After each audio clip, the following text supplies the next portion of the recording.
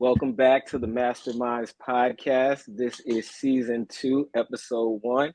I'm Kerwin here with my boy Se2. Welcome back, bro. What's up, man? How's things been since we took our break, bro? I am excited to get back, but I had a great rest. Yeah. You finished your academic studies and took your finals and stuff, right? Yep. Got to do my finals, my papers, all that good stuff. So I'm done with that for now. All right. And so, what's the next step with you? So I'm still in the program. I got a little bit left. Got to take some examinations and then write a dissertation at some point. So I got a couple more years left. But it's been a good experience. It's been fun. Do you know what your dissertation is going to be on? Somebody asked me about that, and I was like, I don't know. It's going to be on something that my advisor approves. It's going to have to do with theology and ethics. But okay. I would say that we're still in the infancy stages, Fair. Yeah.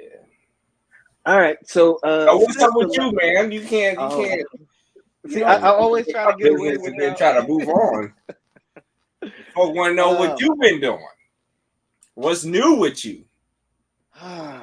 Let's see. So one of my nephews graduated high school last weekend, so I was down in Alabama celebrating with the family.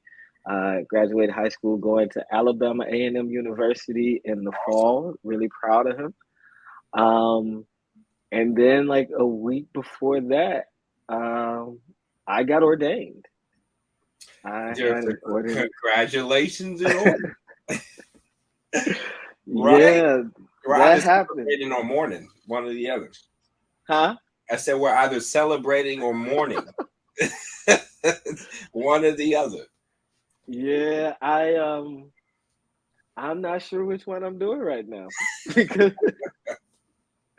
it was man, it was a wonderful service, and there's so many people from when I first came to New Jersey that were there celebrating with us. A couple of people came from out of town just to be a part of that day, and it was just like an amazing outpouring of love. And have you ever heard of Michael Waldron, First Corinthian Baptist Church? Michael Waldron yes, I have heard of Michael Waldron. You know him? I do. Man, he preached an amazing message that day, bro. He's from NYC, man. Of course, yeah. Mike Waldron. Yes. Mm-hmm. His wife is the director at president at New York Theological Seminary. So yeah. Yeah, man. So I was ordained on the 15th, and people that I talked to last week, mm-hmm. They were talking about how amazing that day was and how incredible that sermon was. So, that's got to be a fire sermon. Somebody's talking about it 2-3 weeks later.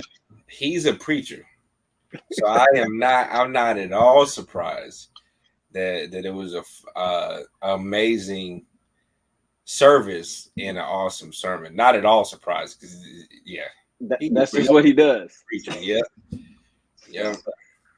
So speaking of that, that's going to take me into a topic that I want to talk to you about, and that is ordination. Ordination. Yeah. This is a big fancy word that means what? Man, listen. Well, I guess we could just start with like a bare bones non-Christianese way of understanding ordination, and that's just an appointment, right? So in the Septuagint, ordination, the same term for ordination is used to describe Joseph being the governor of Egypt. It's an appointment, right? So it's just you are appointed to do this, to this office over this group of people, and that's kind of what a base level understanding of ordination would be.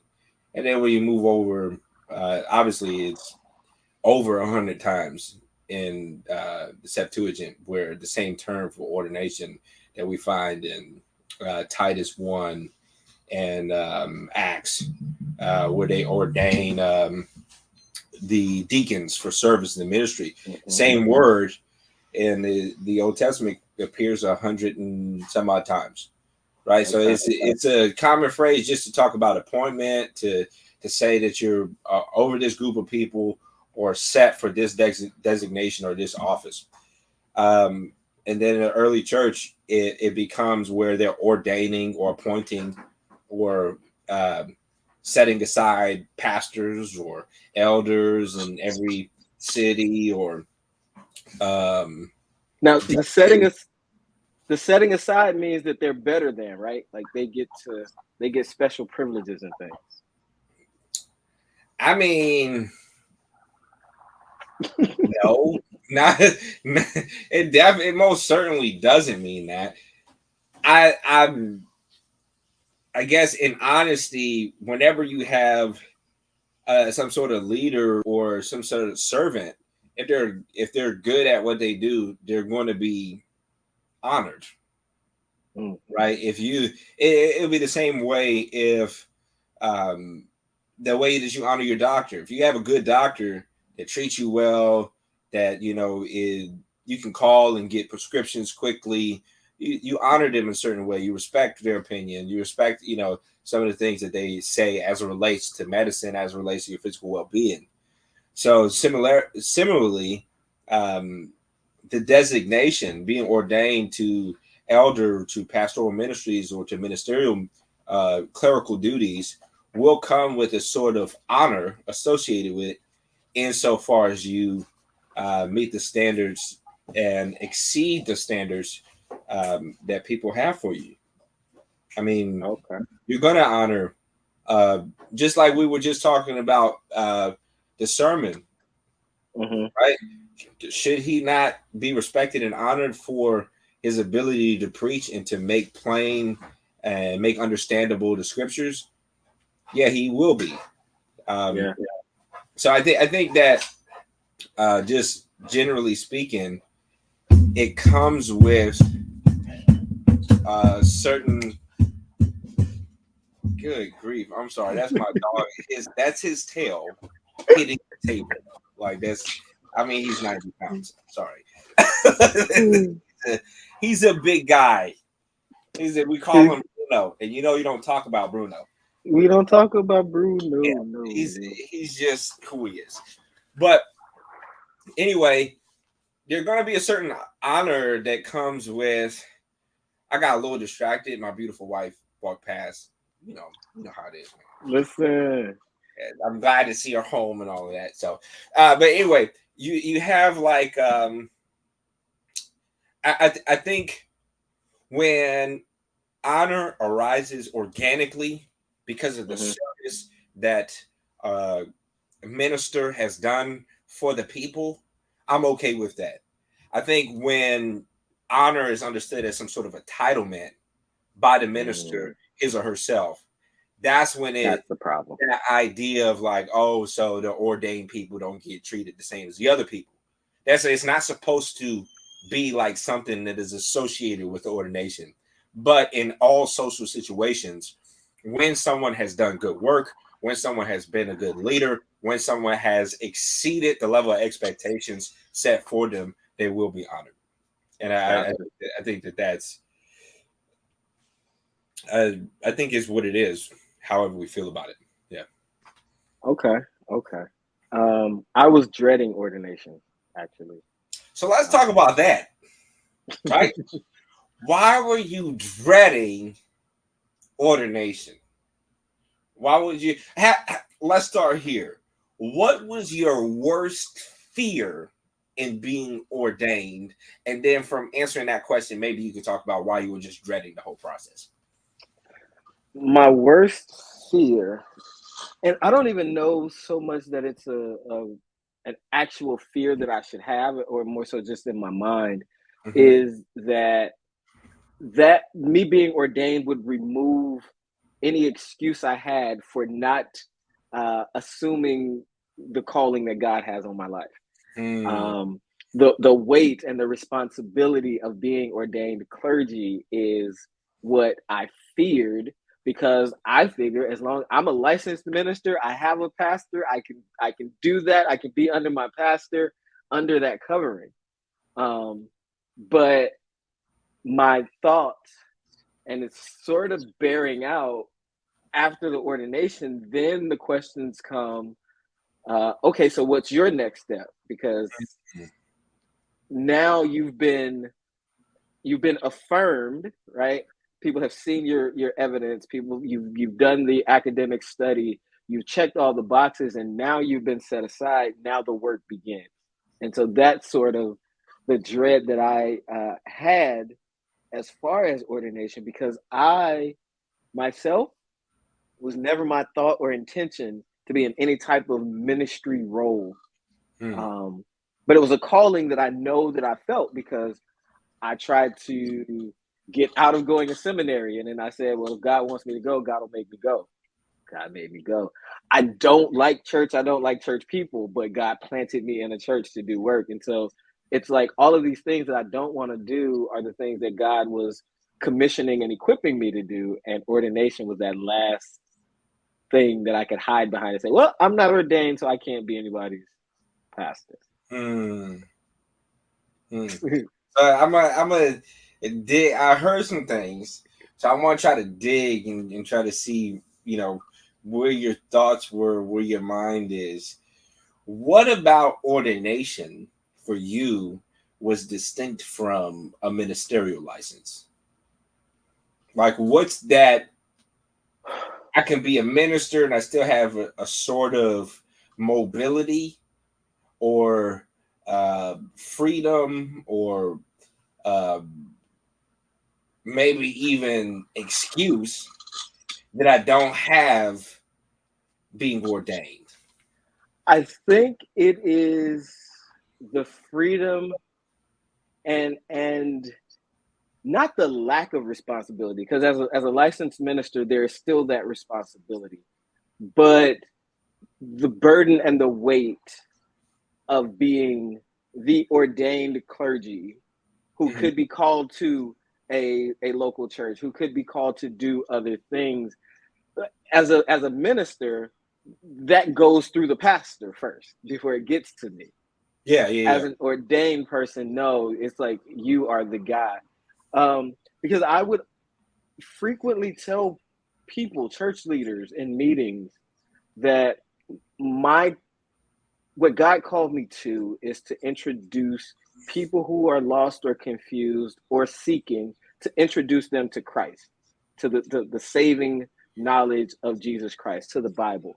I wasn't trying to build anybody's budget. I wasn't trying to grow anybody's membership roll. And that's the freedom that I had as a minister that I would not have if I'm called to pastor a church. Yeah. So that was pretty much the distinction. It's almost like if I'm looking at my pastor as my spiritual father, I'm walking with my dad, so I know if anything coming, my dad is going to take care of it before it gets to me. Yeah. And you lose that in a sense, especially now in these days and age when there's so many churches that are looking for pastoral leadership, needs pastoral leadership. And that was the thing.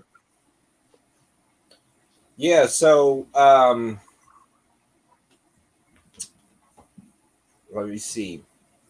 I guess my next question would be, in your process, like as you were going through the process of preparation to be ordained, did any of those anxieties or thoughts or fears become more solidified? Were some of them kind of clarified or moved out the way? How were these thoughts and these kind of fears working in you while you were going through the process? You know what? I really believe that they weren't there. Like they're not in reality. These fears and concerns that I have were more so because of what I've seen other people dealing with, some of the stories that I've heard from other pastors and church people, and it was me taking that on, saying I don't want that, so I don't want this. But at every step of the way, people who knew me for 10 years, people who knew me for 10 days, they could see and sense God's hand on me and the work that God was directing me to. And I can't say that I've actually had any issues or challenges that has manifested. And so throughout the process, it was exactly the opposite. Like the things that I thought would be barriers or challenges, God was moving them away. And it's just me trying to hold on, saying, no, but I don't want it. I don't want it. I don't want it. So I don't think that it's anything in the world or in the realm of church leadership, because I do leadership things with different organizations anyway. And so my best friend says to me, like, why do you think you're gonna have certain problems that other people have? You are able to communicate with people, you're able to work with people, and that's probably what a congregation will need. So why are you afraid? And it's just like I don't know. So, Unrealized fears. final question on the process is final question on the process would be, if you had to tell yourself something before you started the process, you're speaking to preordained Kerwin. Mm-hmm. What are you going to tell them after you've gone through the process? What are you going to tell preordained Kerwin that you can probably tell someone who has a similar strand of thoughts as it relates to the process of ordination? Ah,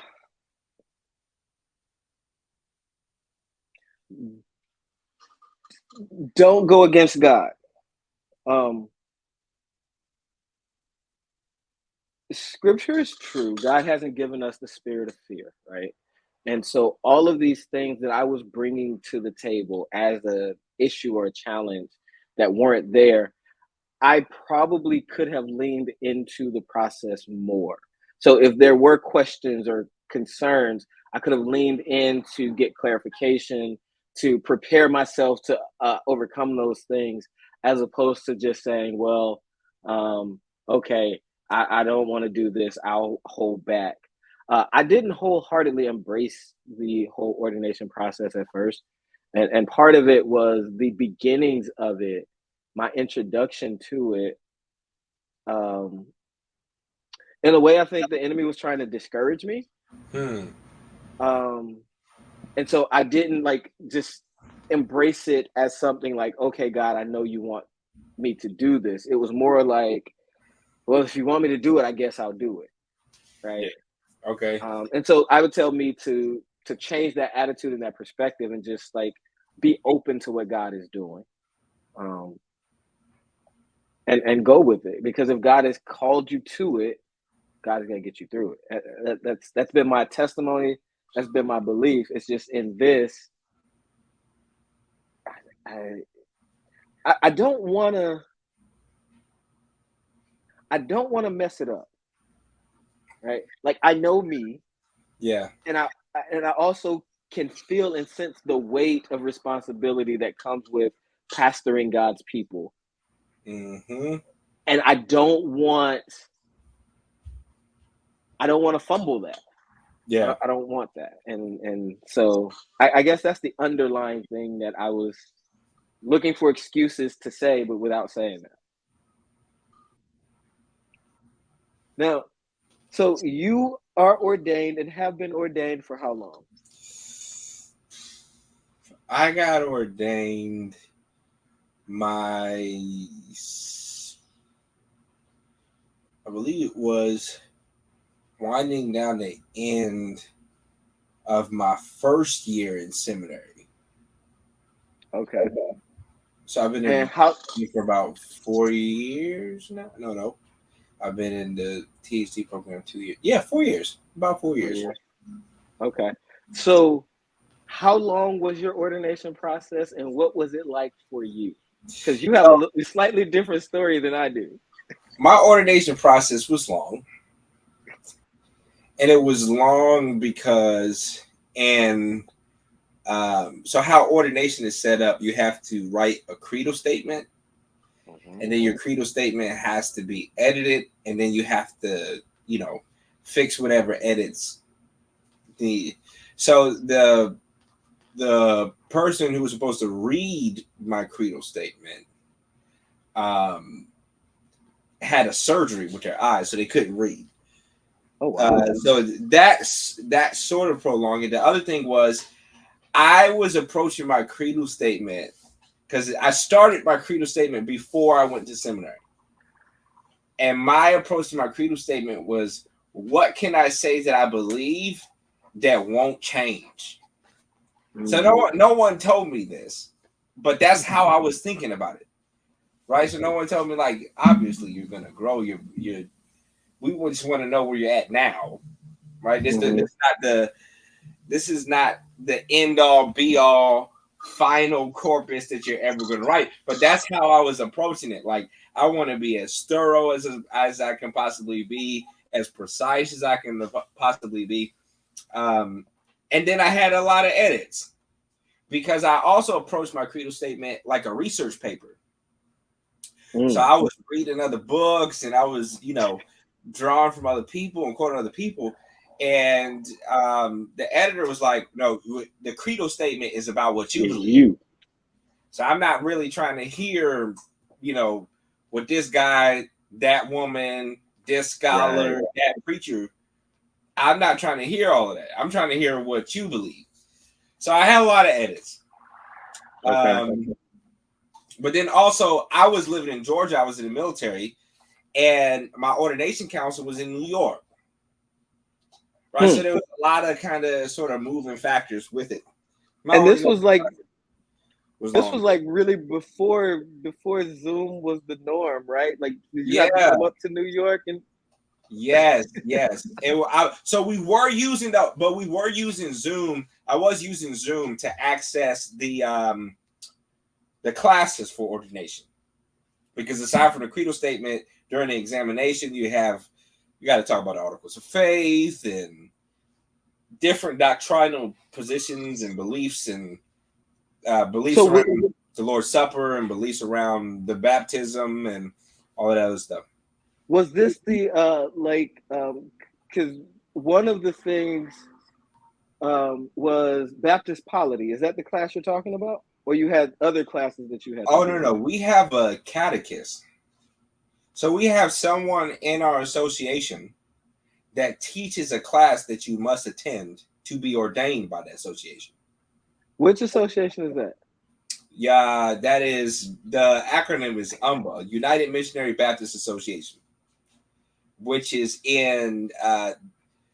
what my home church is a part of, New Mount Zion Baptist Church in Harlem, New York, which is also the association Mike Waldron was a part of. At least First Corinthians was a part of as well.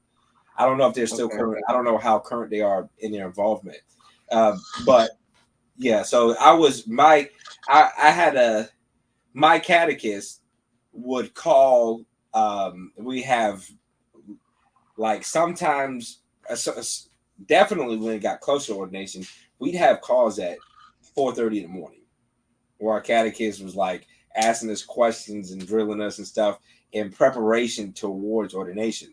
Because if you get a certain amount of questions wrong, you don't even get to the creedal statement part, right? So you can fail before you even get that part. Like, before you can ever, but if you don't know, like, the stuff that's kind of on the books, they don't really care about anything else. So start to finish, what for a typical person, how long would their process take from the time that you say, or your pastor says, hey, I see a calling on your life, does it start with you being licensed as a minister, or like how does your You gotta be a licensed minister, okay? or at least if you don't.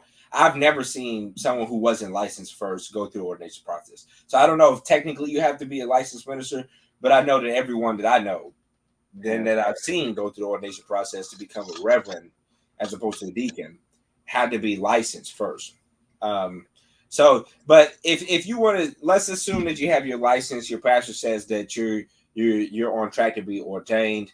I've seen people get ordained within a month, right? As long as you Really? if you can get your creedal statement done and you know the stuff, you're good to go.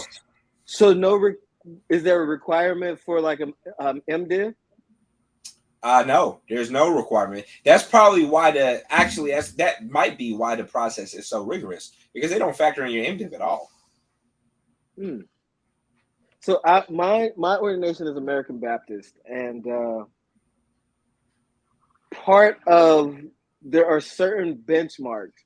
One, you have to be licensed as a minister at the church that you are being ordained under. So like Yeah. I was licensed at a church, and then during seminary for my field placement, I started at another church, and then I stayed at that church. And as part of my ordination process, I had to get licensed again at this new church. Yeah. Because they were ordaining me. And then you had to have an MDiv degree or an equivalent amount of years of service that would be like for every year. MDiv is 3 years. So you would have to have 6 years of ministry service if you didn't have an MDiv. Really? To bypass the educational requirement. I didn't know that they had the alternative. And then a psychological exam. I had to go through that. And then the professional ministries committee, the paper, and then the ordination council. So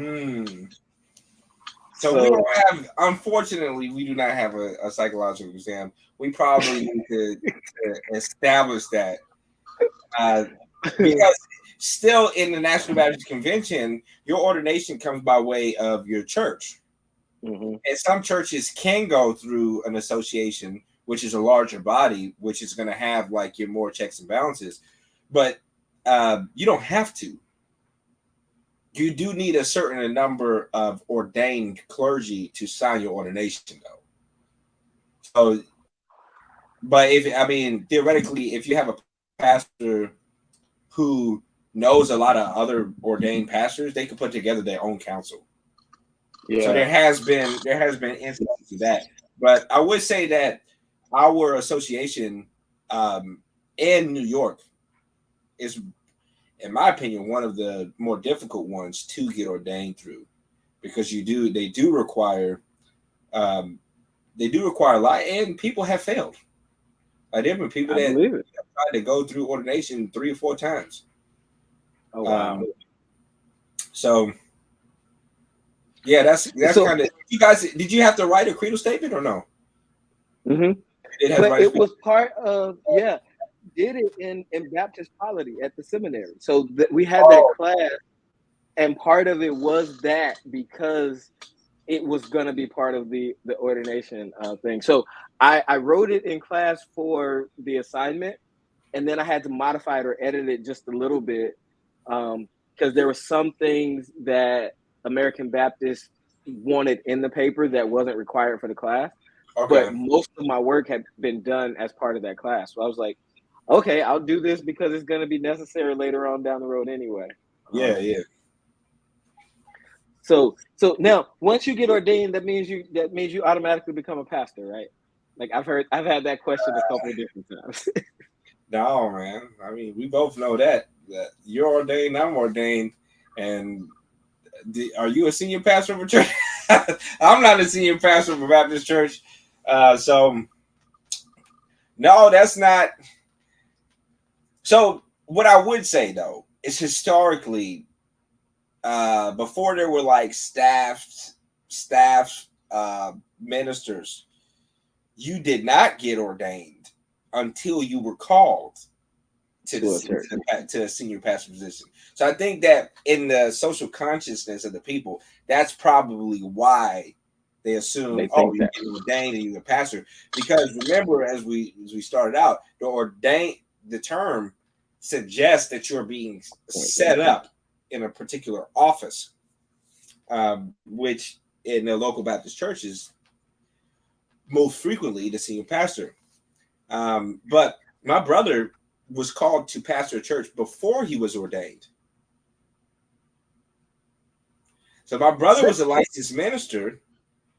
He received a call to a and church then got ordained. and then became ordained. And that's normally how it goes. The only time, so the senior pastor in my association has to give reason why someone is ordained. And it can be either they're going to administer the ordinances. Yep. Like they're going to be able, they'll baptize in the place of the pastor when the pastor's gone, or even when the pastor's there. They have you need them to do communion. You need them to fulfill certain duties that only ordained clergy are supposed to do. So that could be one reason. The other reason is they received the call from another church to become a senior pastor. So they need to be ordained so they can marry and bury, right? So here's what's interesting about that though, is during seminary in the what's the office that tries to place you or whatnot? They had us looking, huh? Field ad placement. The career placement. Kathy Cook Davis was. We had a career placement off. I didn't even know that. that office does exist now. It's a Presbyterian seminary, so most of the openings were Presbyterian. But yes, they had one. But as I'm looking at these job openings to see, or pastoral openings, most of them required one to be ordained before they could apply. Wow. Mm-hmm. And so that is a conundrum, because it's like, if I have to be ordained before I can apply, but I can't get ordained unless I have a call, how does this work? And that brings me to another thing. How does one who is a licensed minister or someone who has a calling, do you approach a pastoral job search as a regular job? Like, you look down the list and say, "Ooh, I think I can do that," and apply? I'm glad that you said that, because as soon as you bought like the criteria for pastors according to like church pastoral search committees, I was like, oh my goodness, that is how in the world. This is a question that I know that we're probably not going to answer, but it just needs to be asked. How am I going to have 5 to 7 years of pastoral experience when I'm applying to a church? Mm-hmm. Right. So if I have 5 to 7 years of pastoral experience, I'm currently pastoring the church. So it's like it's written not for somebody pastors coming into pastoral ministries. It's written for somebody who's already pastoring the church. So that's kind of weird to me. It's like, okay, I'm pastoring the church here. I ain't really feeling it, so I'm gonna try to look. I'm gonna go ahead. It's like I'm gonna. They gonna pay me a little bit more. They got years. I seen one that said pastoral experience for 2 years. I'm like, what? What are you talking about? But anyway, I guess I get it. But as far as looking, that's a tough question for me. As one who has read some of these, kind of like ads and stuff, I'm not aware that pastoral search committees really know what being a pastor entails. I don't think that pastors are writing these things. You know what I mean? I don't think that it's a consortium of pastors, senior pastors that are kind of helping this church along. I don't think it's that. I don't think they're writing it. Right. Because certain questions and certain things that you're looking for is like, That's not I'm gonna even. have a vision for people I don't know in a community I've never been to. I live in North Carolina. This church is in New York, in some suburb, or even if it says in the Bronx. What part of the Bronx? Yeah. Yep. Yep. Who? What is the? So you gave me the information of what you want me to do. You want me to have a vision for people I don't know, with a general statement for how many members that go to the church. That means nothing. It's probably not true. Okay. Right. I'm gonna give you what's on the roll. I'm not Yeah. gonna give you what it shows up. So that's probably not true. Then you're telling me all these ministries. I don't know what constitutes a ministry in your church. 2 people wanting to do something. Is that a ministry? Right. So you're already telling me all these different things. Then you asked me, another thing was that I thought was sort of bizarre is you didn't give me any financial records, but you want me to tell you a salary. Right. So you're already assuming a sort of, I guess, professional look at what my salary could potentially be. But as a pastor, I may say, for example, I'm gonna take a lower salary because we're not meeting budget. Right.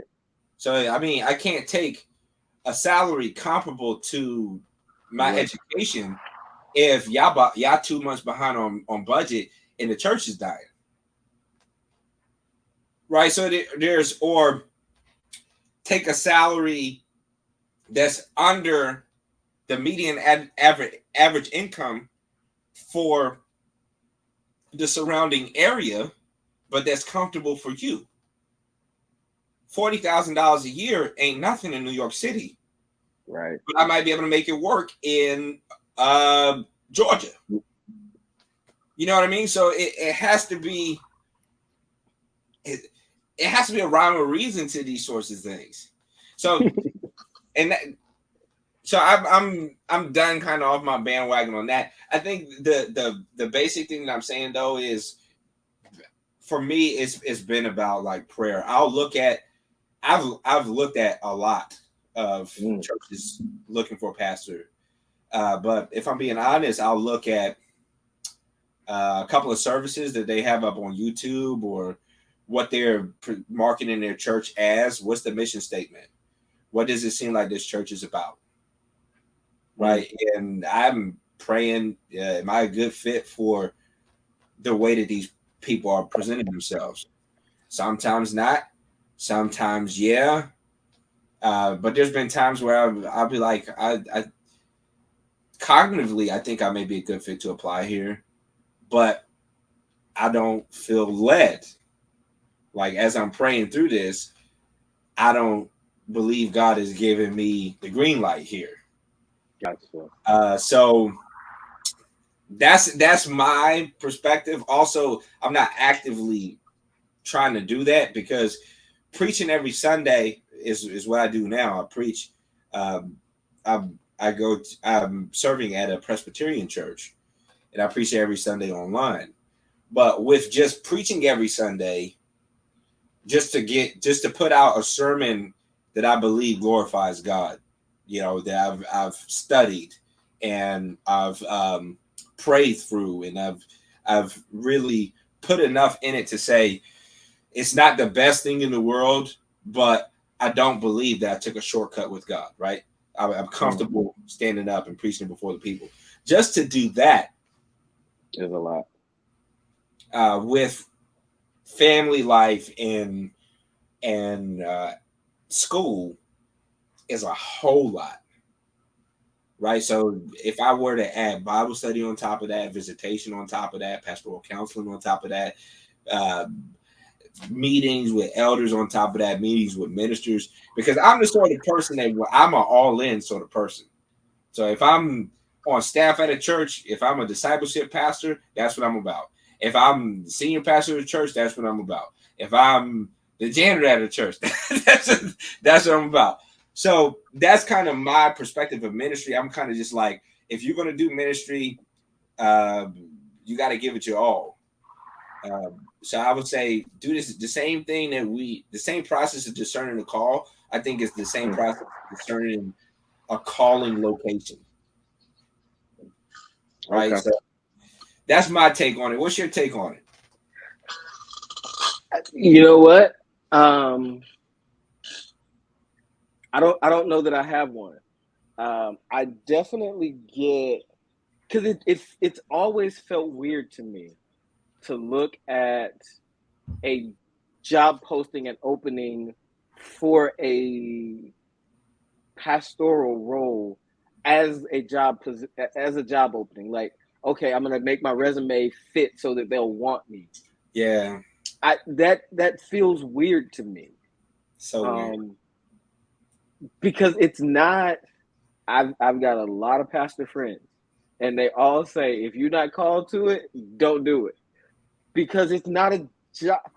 I don't know. So I'm hearing your advice, heeding your advice in that, praying through it and discerning whether or not this opportunity is God opening a door, as opposed to me just saying, okay, this one, I think I can do that. Let me apply. Because yeah, the search committees, if they go through the process and they talk to me and they like me, they may say, yeah. And I might think that, okay, this is, and God will be like, no, I'm going to make your life hell so that you'll leave after 6 months. And that's yeah. not what I want. Or you be burned out. You be one of them articles the church leaves. Like 5 steps to a burnout written by Man. Kerwin. Like, but I mean, like, so I do want to push back a little bit on the, like, obviously, being in pastoral. I would say that I was still in pastoral ministries, even though I'm not officially a senior pastor. I'm not only I'm basically intern preaching and teaching elder, right? So I sit on the elder board, I sit in the elder meetings, things like that, help with the vision of the church. So it's not a Baptist situation, but Right. I'm a 4th generation Baptist preacher. My grandmother's a preacher. My grandfather now rests with the saints. He was a pastor. My dad is a pastor. My brother is a pastor. I got friends that's pastors, right? So I've kind of been around it. And whereas some of them would say similar things, for me, I just gotta be honest. I love being in the trenches in ministry, man. It's hard work. It is hard work. It is mostly exhausting work.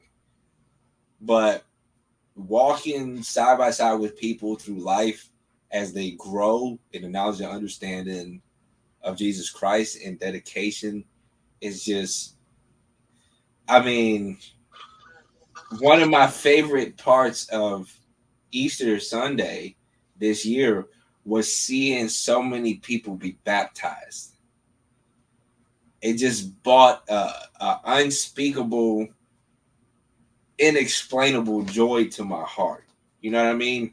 So it's those moments where I recognize that I love this.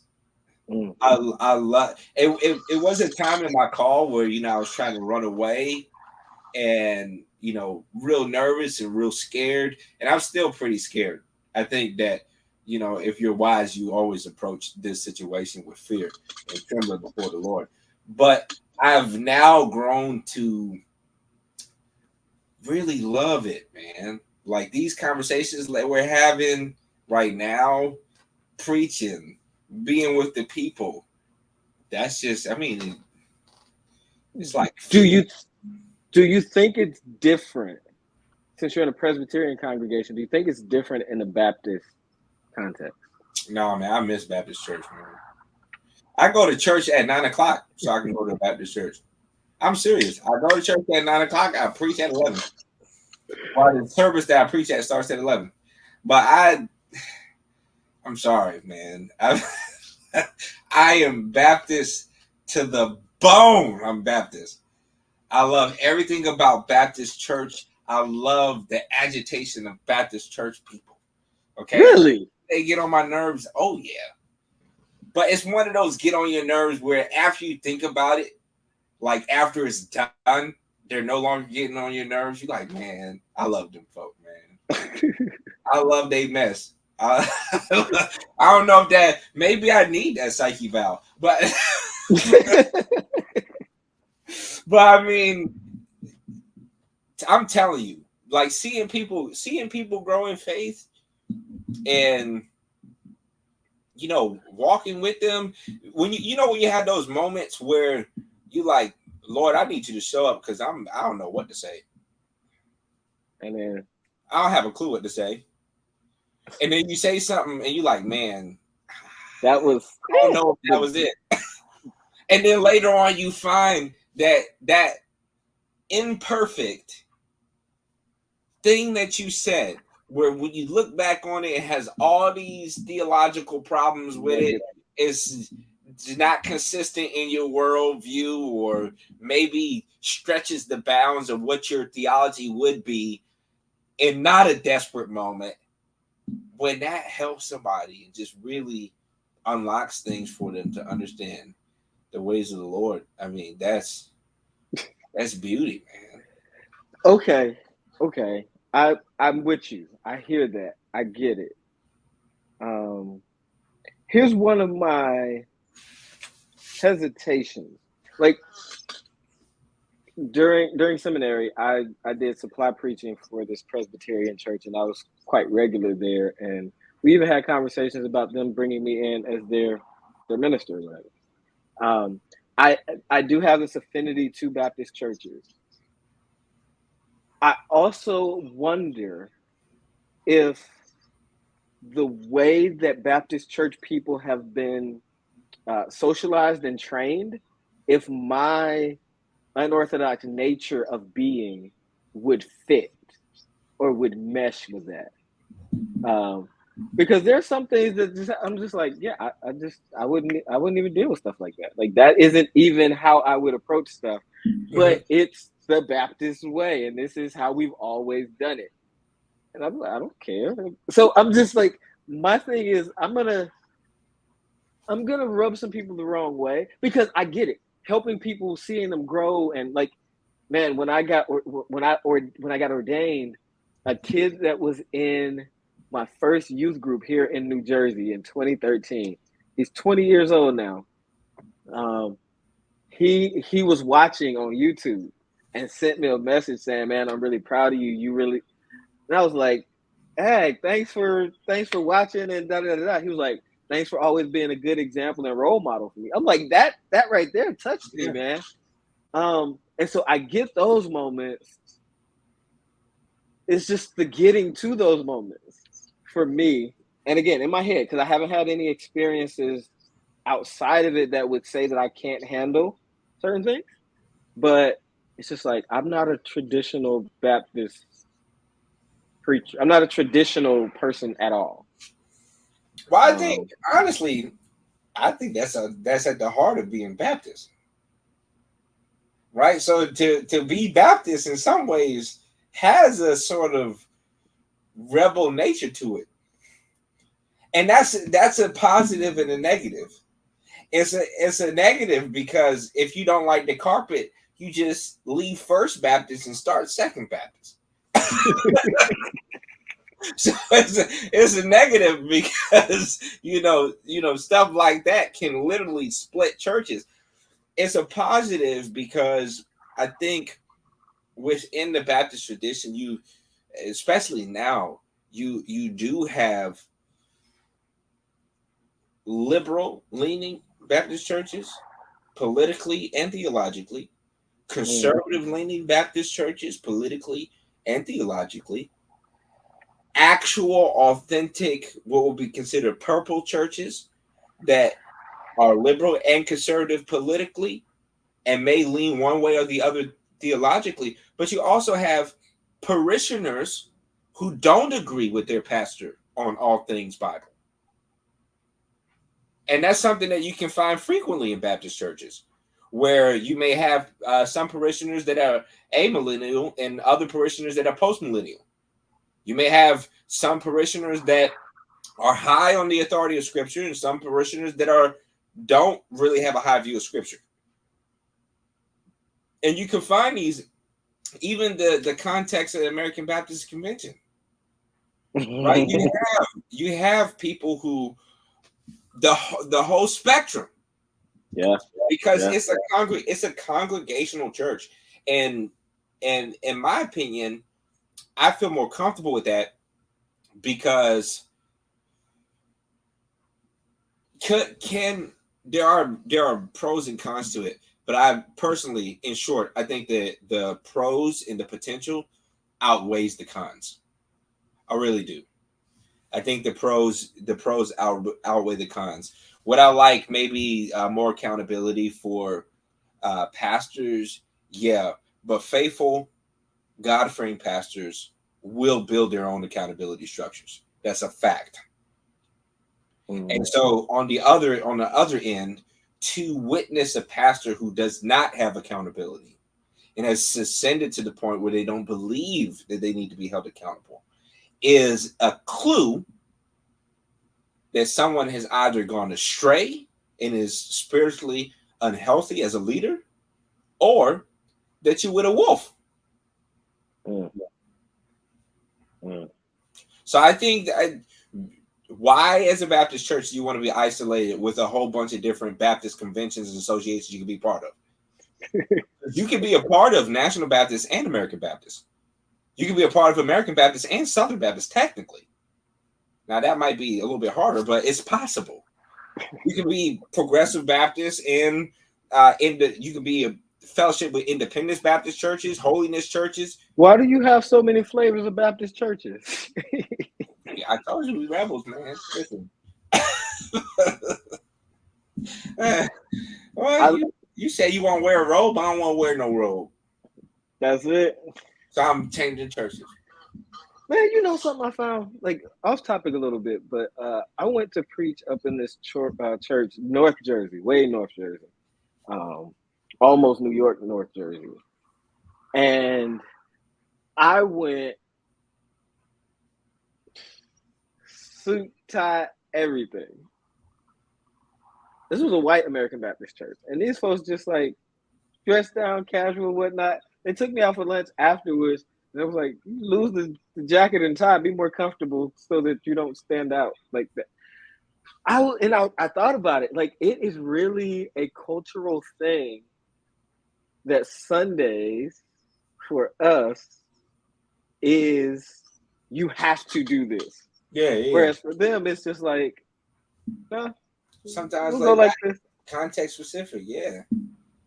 But that's what you can find that in a Baptist church. That's what I'm saying. Like, you can. That's why I like Baptist churches. We can find. You can go to a Baptist church that they wearing robes. They got the communion is those little wafer things that taste like plastic on top of the cup.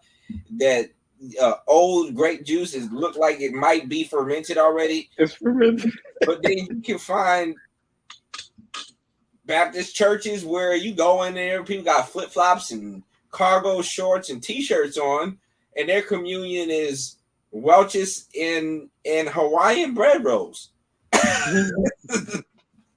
Right? So you can the freedoms. Yeah. It's like on the non-essentials.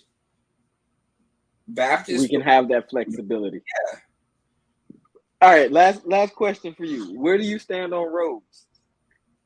Where do I stand on robes? And I'm gonna tell you one thing. One thing that you don't have to worry about when you're wearing a robe is what to wear. Listen, I could wear the same if I don't have to preach my shirts until the collar doesn't even look like a collar no more, right? I'm sweating through my clothes, messing my suit up because I'm trying to preach in the suit. So Personally, I think the robe does a lot. I think the robe does a lot. Mm-hmm. I don't think a lot of people understand what the robe does, but I think the robe does a lot. One thing that it does is it helps for your appearance not to be of primary importance. Now, with saying that, somehow someone decided they was going to start bedazzling robes. So now you got some robes that are more distracting than regular clothes. Yeah. But you know, it being uniform and being something that can identify you as clergy, right? You might say, well, why is it important for you to be identified as clergy? That's a different conversation. But I think that what it does help is I don't have to be distracted because you decided to wear a bright red blazer and a polka dot tie, right? So it kind of takes away from you. takes away from you, but and it puts it in the clerical, not professional key, right? So a suit and a tie is sort of a profession. So you might have a uniform black suit, white shirt, black tie, or black suit, white shirt, and you can do whatever you want with the tie. But that's still not specifically For the task that you're doing, right? So you can walk out of church and go into a business meeting with that attire on. So I think the robes do a number of different things, and I think the tradition could be useful, especially if that's the culture of the church, right? So it'll be more distracting if you don't wear a robe. Like I'll be thinking while I'm listening to your sermon, why you don't have a robe on. Or if I'm old, I'll think that you're being disrespectful by not following the customs of the pulpit in this church. So I think that on the range of context and just the reception of tradition and knowing the tradition, I think robes can be useful. At the same time, I think in other contexts, a robe is a distraction. It makes you feel disconnected. It makes me feel like you're not living a similar life that I'm living. I can't really hear from you because I associate certain forms of abuse with this attire. So it's a range of possibilities and so being aware of your context. Yeah, I think primarily I'm gonna say be aware of the context, but be able to preach either way. I don't think for preachers it should matter. I don't think preachers should be told like, oh well, you don't need all of that. You don't need no robe. For what? What are you saying that for? I don't have. It doesn't matter. As a preacher, it don't. You can preach in a white beater and gym shorts. If you're a preacher, you will preach in a tuxedo with a cummerbund, right? Like that. What is every? I'll preach in a toga if I'm in ancient Rome. Like if that is. If that makes me more receptive or makes me less distracting, when I'm preaching, I want you to hear what I'm saying, not be distracted by what I'm wearing or how I look. Right? So that's my philosophy with it. I'll preach in swim trunks with no shirt on the beach. Right? So it doesn't. To me, it's a matter of freedom. What's your perspective on it? How do you feel about robes?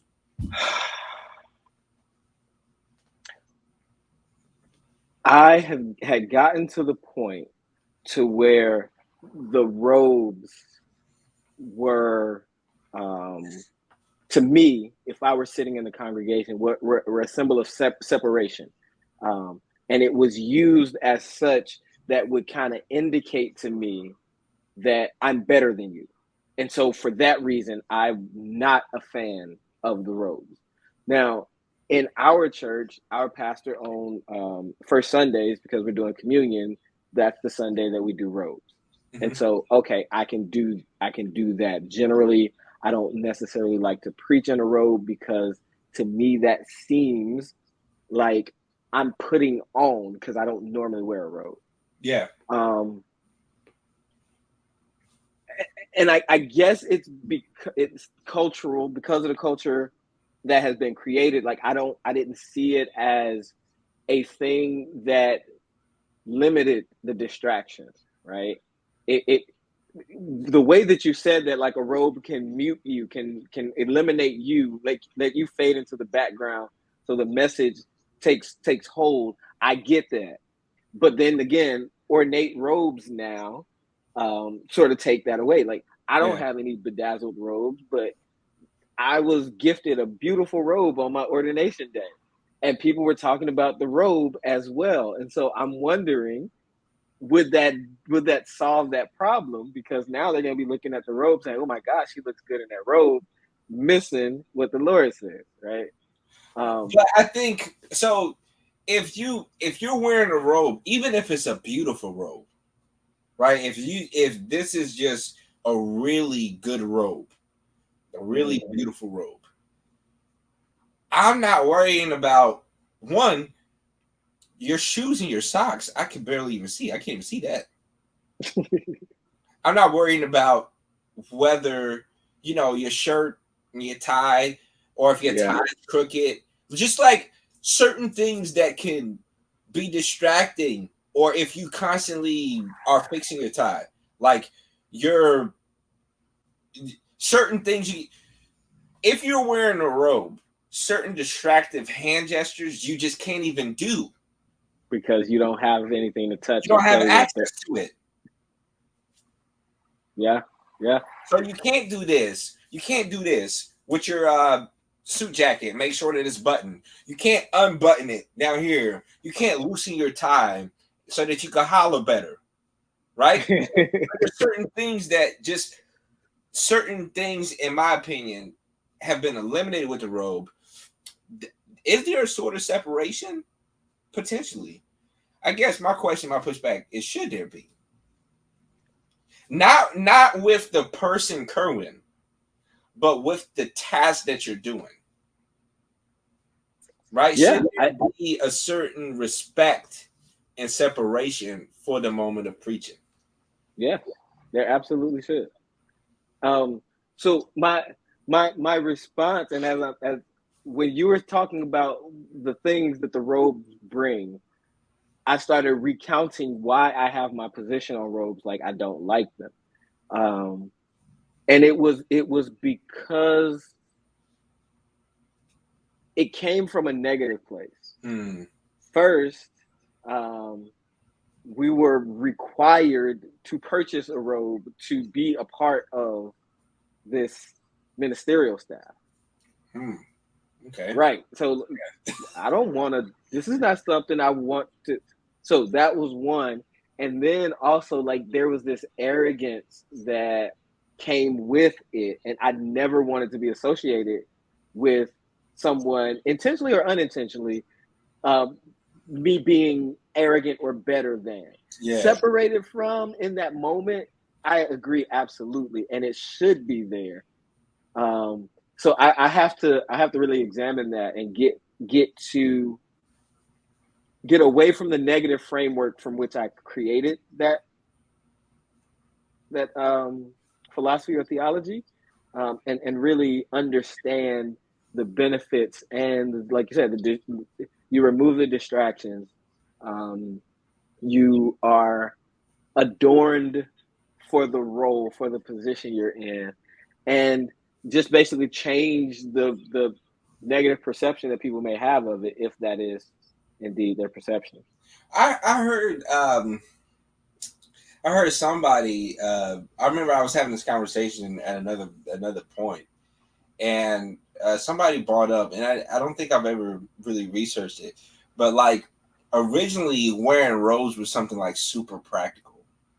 Like it was cold and the pulpit was exalted. So I'm serious. It was like something like really just like probably the most practical sense in Thing. an era where a robe is basically an overcoat, right? So I think it's interesting just to even think about, how tradition kind of Changed moves and and more. shapes, and then some another conversation with how like I think I heard a pastor talk about this in an illustration, and I don't know how much liberty that pastor took, but was saying like the white sheets over the communion tables Mm-hmm. was originally to keep the flies off the communion during the service in the South. I don't know if that's true. I don't know if that's true, but it's like, wait, that make a lot of practical It sense. makes sense. We That got makes this grape juice. We don't want now the it's just flies like, taking the communion for you.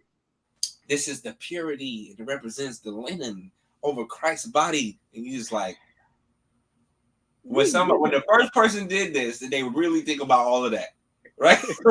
When the first person wore a robe, were they thinking like, you know what? I just want to be modest. Maybe not. Maybe it was like It's something that we're taking from a culture that we don't need. So I think you make arguments and make meaning out of both directions. Yeah, as long as you're intentionally doing it and are communicating what it means to people, then people receive it easier. All right, this was good. So, season 2, we got some bangers coming up. What we got coming up? Let them know what we got coming up, man. So we just talked about the process of being ordained, set apart for God's service, and now I think it would be irresponsible if we didn't delve into the roles and the charge of those who are commissioned and ordained to talk about to carry out God's command and to share God's good news. So we've had mass shootings. Buffalo, New York. We had Uvalde, Texas. California. The church in California. Yeah.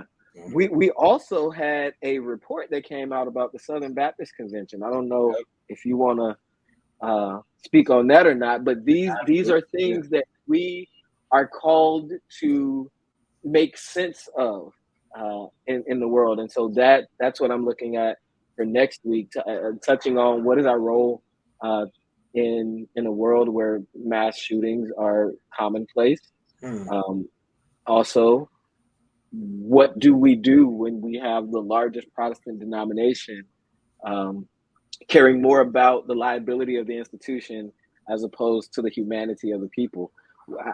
How do we do that? So that's what I got coming up next week. If something else happens, we might edit it. But yeah, I mean, listen, with the way the world is, with the pace of things happening, we probably will have something else happen between now and next week. I mean, because you're talking about Buffalo, California, and Texas are happening at the same time, so fast, like bam, bam, like before we can breathe from one, before the visuals were over from one, before any policy was discussing one, we talking about the next one. Before we even get to really delve into the next one, another thing happens. Yeah. Right. Yeah. So, we definitely got to talk about that. We got to talk about. It's so much that we can talk about. So, yeah. We're going to throw in here also, you said something about the policies being enacted. Do we Christian ministers have anything to say about that? Or is that violating the church and state? We got something to say about everything. Okay? Like, we got Christian pastors, leaders, ministers should have something to say about everything they're involved in. And we're going to talk about why at different points in time. But that's going to be the statement, and I'm sticking to that. I would say that until Christ returns. Yes, I would say that until Christ returns. I was about to start preaching a sermon, but I'm going to constrain myself. See, after we hit this outro, I'm going to let Carson preach that sermon to me because I might need to hear it. But tune in next week. We're going to be talking about these things because we, as the body of Christ, we have something to say. We've been equipped. We've been charged. and that includes you also. So join us next week for the Masterminds podcast. Till then, peace. Deuces.